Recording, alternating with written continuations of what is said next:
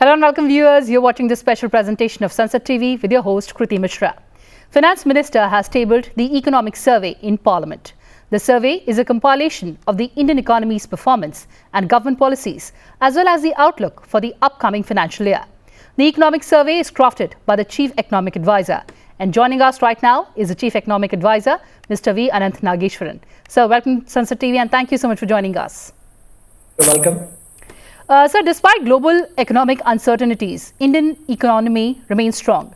The Economic Survey predicts that India's GDP growth for FY26 will be between 6.3% to 6.8%. What are the key factors that will drive this growth amid geopolitical tensions and global inflationary pressures? I think as far as India is concerned, this growth rate would be driven by recovery in private sector capital formation and better consumption growth in urban India, which I think we are already beginning to see some evidence of it. So as you correctly said, Indian economy is strong and we will remain one of the fastest growing or probably the fastest growing economy among large economies in the world. And at the same time, we have factored in that global uncertainties will continue to be with us in the next financial year.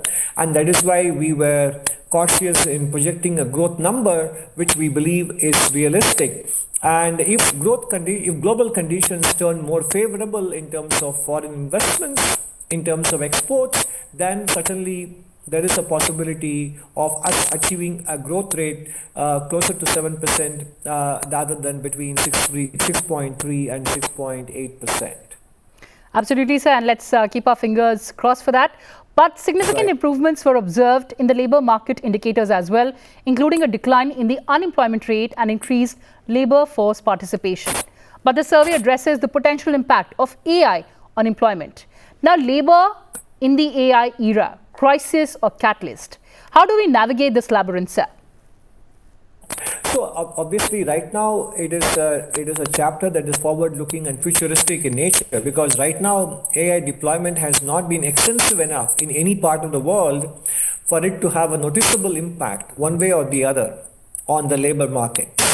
However, as far as India is concerned, we have a large workforce in IT enabled services at the lower end, some of which may be affected by the introduction of artificial intelligence, especially in areas like customer service, etc. And also we have to generate 8 million jobs or 80 lakh jobs a year in order to make sure that our youth are gainfully employed. So given all of that, I think we need to be sure, especially in the private sector, that when we introduce technology, that it is done with a sense of responsibility.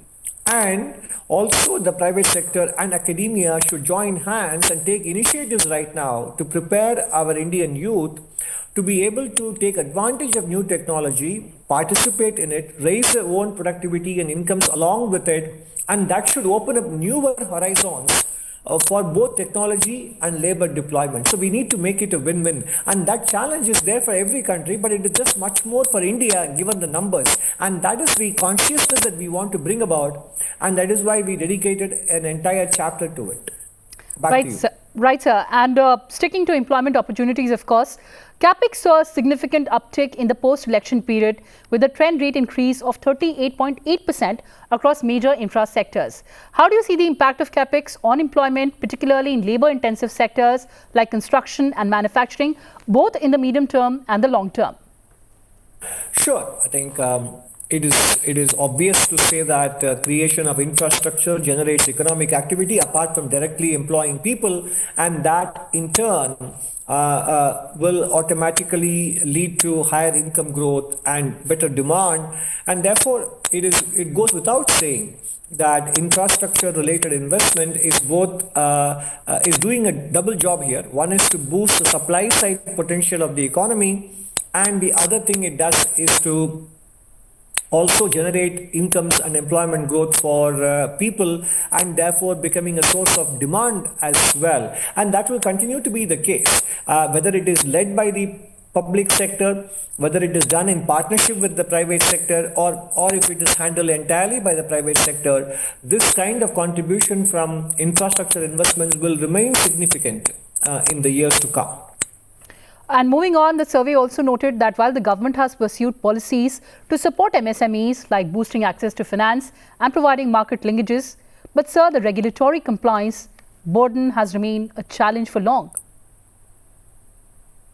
That's right. I mean, this is not something that has happened yesterday or day before, but it is a long-standing issue, and we have done a lot to dismantle it.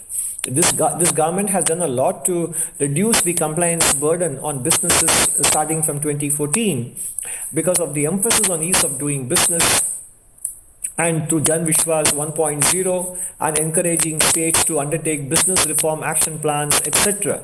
But we just need to continue to do more, because still what remains to be done is even more than compared to what has been done, while that is significant in itself. So ultimately the goal here is to remove the fear of growth for small and medium enterprises. And that is the purpose of deregulation, because large businesses can take care of compliance burdens through their financial resources or by outsourcing it to other firms, etc. But it is micro, small and medium enterprises that bear the burden of compliance, inspection, the cumbersome processes, etc. And it removes their precious bandwidth that they need to grow their business. And that is why we say that deregulation is not necessarily for the big firms, but mainly it is meant to remove the fear of growth, allow small businesses to become medium, micro businesses to become small, remove the fear of growth, reduce their fixed cost of doing business, and thereby opening up the space for them to hire more people. And that is how you create a backbone of the economy for raising the manufacturing share of GDP, raising employment, absorbing workers from agriculture into the industrial sector, leading to better incomes and therefore better and more investment from large enterprises. This is how you set in motion a virtuous circle, and that is what we are focused on, apart from all that has already been done for the MSME sector by the government, as you pointed out. Absolutely, sir. The focus is on ease of doing business 2.0. But talking about India's banking sector, the sector has shown significant improvement in asset quality and rising capital adequacy ratio as well. The NPA ratio of scheduled commercial banks fell to a 12-year low of 2.6%. But sir, how do we address the concerns over slippages in unsecured personal loans and credit card defaults? That is one part of the banking portfolio, but the overall gross non-performing asset ratio is much lower, and I think the central bank has been taking action. And I think if there is better income growth for urban households, than this ratio, than this concerns that are appearing now, nascent concerns about asset quality slippage in the personal loan space. And mind you, RBI's financial stability report did point out that they are not a systemic risk at this point, while there are pockets of concern there. But I think if private sector does look at its hiring and compensation practices, then the resulting employment growth and income growth will also cause this current early concerns about asset quality in the personal loan segment. Those concerns will start to ease next year. Absolutely, sir. And the Digital India initiative has been a cornerstone of economic growth. How do you see the role of digital innovation in India's future economic prospects? I think it is beginning to show results in terms of boosting productivity, in terms of boosting the growth capacity of the economy, but quantitative estimates are still at an early stage. And as more and more people incorporate it into their daily lives and more businesses also go digital, I think the number of transactions will increase and the ease of transactions will improve. Naturally, both will reinforce one another and they will become a sizable part of the economy, contributing to it as well. And before we wrap up the conversation, sir, India aims to become a developed nation by 2047. To achieve this, it needs to grow at 8% per year for the next 20 years. The roadmap ahead for us, sir. No, I think 8% growth rate will be very desirable, but global environment is also a factor. We cannot change it. Yeah. We have to accept it and act within that. And that is the reason why we have stressed the importance of deregulation as a means to be able to raise the growth rate towards 8%. Absolutely, sir. But thank you so much for joining us on Sansad TV. Thank And you. all the very best for all your endeavors. Thanks a lot, sir. Well, viewers, that's all we had for you in this edition. Thanks for watching and stay tuned to Sansad TV. Goodbye for now from my side.